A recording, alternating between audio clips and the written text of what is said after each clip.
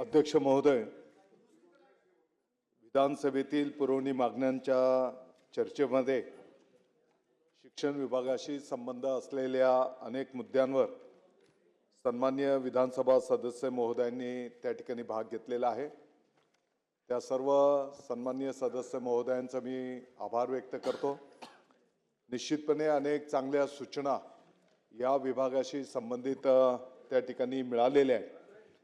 येणाऱ्या कालावधीमध्ये या सर्व मुद्द्यांवर विभाग काम करेल आणि ते विषय मार्गी लावण्याचं काम त्या ठिकाणी केलं जाईल।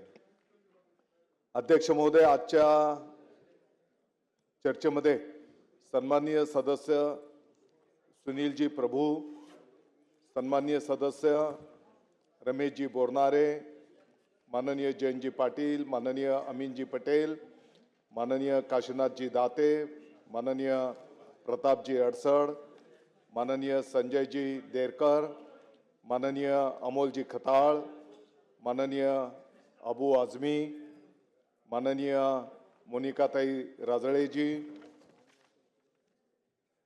माननीय अर्जुनजी खोतकर, माननीय सुलभाताई गायकवाड, माननीय विलासजी भुमरे, माननीय बबनराव लोणीकर, माननीय संजयजी मेश्राम, माननीय नमिताताई मुंदडाजी आणि माननीय लांडेजी,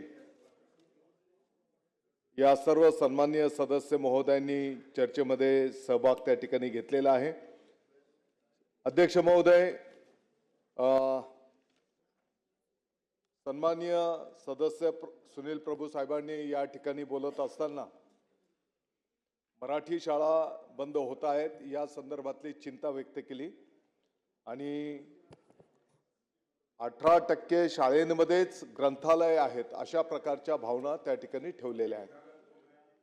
अध्यक्ष महोदय, मराठी शाळा बंद होणार नाहीत, किंबहुना त्यांना पाठबळ कसं देता येईल। मला वाटतं की विधानसभेच्या तारांकित प्रश्नाच्या दरम्यान आपण या विषयावर अतिशय सविस्तरपणे चर्चा त्या ठिकाणी केलेली आणि म्हणून गुणवत्तापूर्ण एक आनंददायी शिक्षण कसं देता येईल, सर्व भौतिक सुविधा तिथे कशा पद्धतीने आपण देऊ शकतो याचा एक आराखडा तयार करून विभाग त्या विषयावर काम करतो आहे।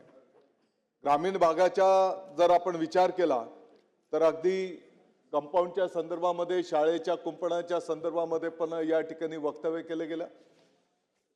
MREGच्या माध्यमातून आपण त्या ठिकाणी कंपाऊंड बांधू शकतो। DPDC मध्ये 5% शिक्षण विभागावर खर्च करणं त्या ठिकाणी बंधनकारक आहे। गौण खनिजचा निधी असेल, CSR फंड्स असतील आणि सगळ्यात महत्त्वाची गोष्ट जसं माननीय अर्जुनजींनी सांगितलं, खोतकर साहेबांनी, की लोकसहभाग ही एक चळवळ आपल्याला मोठ्या प्रमाणात त्या ठिकाणी उभी करावी लागणार आणि त्या माध्यमातून मला वाटतं की मानेगाव त्या गावामध्ये ज्या अर्जुनजी, मी आपला आभार व्यक्त करतो आणि येणाऱ्या काळामध्ये निश्चितपणे मलाही त्या ठिकाणी भेट द्यायला आवडेल आणि तिथले जे आपले शिक्षक बंधू भगिनी आहेत ज्या पद्धतीने अतिशय समर्पित पद्धतीने काम करतायत। अध्यक्ष महोदय, मी तारांकित प्रश्नाच्या उत्तरालाही देत असताना सांगितलेलं आहे की या राज्यामध्ये अनेक समर्पित भावनेतनं काम करणारे आयडॉल आपले शिक्षक आहेत।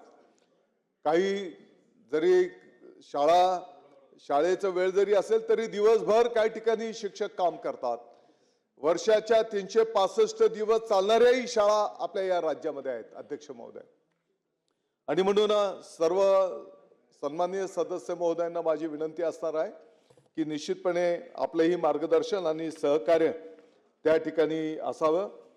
मग त्या शाळेमध्ये पिण्याचं पाणी असेल, स्वच्छतागृह असेल, शाळेच्या इमारती असतील, डिजिटल सुविधा असतील, खेळांचं मैदान असेल, या सर्व सुविधांवर विभाग त्या ठिकाणी काम करतो आहे। सन्माननीय सदस्य रमेशजी बोरनारे साहेबांनी या ठिकाणी जे काही पत्र्याच्या शाळा आहेत आणि स्वच्छतागृह असलं पाहिजे, मला वाटतं की या विषयावर आपलं बोलणं झालेलं आहे। जिल्हा परिषदच्या शाळा सभागृहाला मला विनंती करायची आहे की ज्या जिल्हा परिषदमध्ये समजा 4थी पर्यंत शाळा असेल आणि विद्यार्थ्यांची पटसंख्या जर उपलब्ध होत असेल तर 5वीची सुद्धा शाळा आपण त्या ठिकाणी सुरू करू शकतो. 5वीची शाळा असेल, 6वीची पण शाळा आपण त्या गावामध्ये विद्यार्थी जर उपलब्ध होत असतील तर अशा पद्धतीने 8वी पर्यंतच्या शाळा आपण त्याला मान्यता जिल्हा परिषद पातळीवरच त्या ठिकाणी द्यायला घेतो. आणि म्हणून जास्तीत जास्त विद्यार्थी जर उपलब्ध होत असतील तर त्या पद्धतीने आपण त्या ठिकाणी सहकार्य करावं. सन्माननीय सदस्य जयंत पाटील साहेबांनी पण हो ना काही मुद्दे त्या ठिकाणी उपस्थित केलेले आहेत.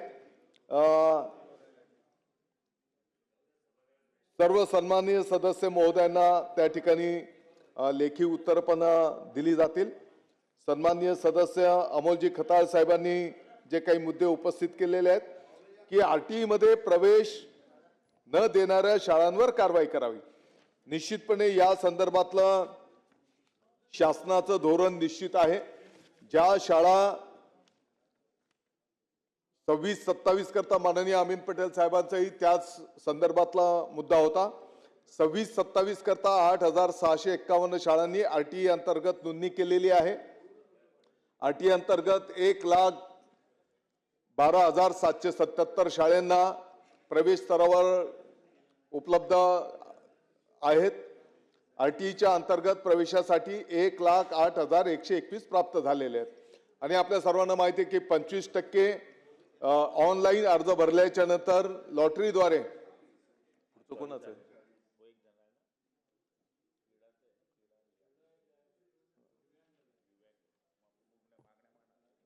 आणि म्हणून अध्यक्ष महोदय वेळेचं भान या ठिकाणी ठेवतो. मी सर्व सन्माननीय सदस्य महोदयांना या ठिकाणी विनंती करतो जेव्हा आपलं रेग्युलर बजेट येईल विभाग कोणत्या कोणत्या मुद्द्यांवर कशा पद्धतीने काम करतोय याची सविस्तर माहिती त्या बजेटच्या माध्यमातून त्या ठिकाणी निश्चितपणे दिलं जाईल. अध्यक्ष महोदय मी आपल्या अनुमतीने शालेय शिक्षण विभागाची मागणी क्रमांक E2 बाब क्रमांक 40 ते 43 अंतर्गत एकूण रुपये 10,000 च्या लाक्षणिक पूरक मागण्या मंजूर करण्याची विनंती सभागृहास करीत आहे.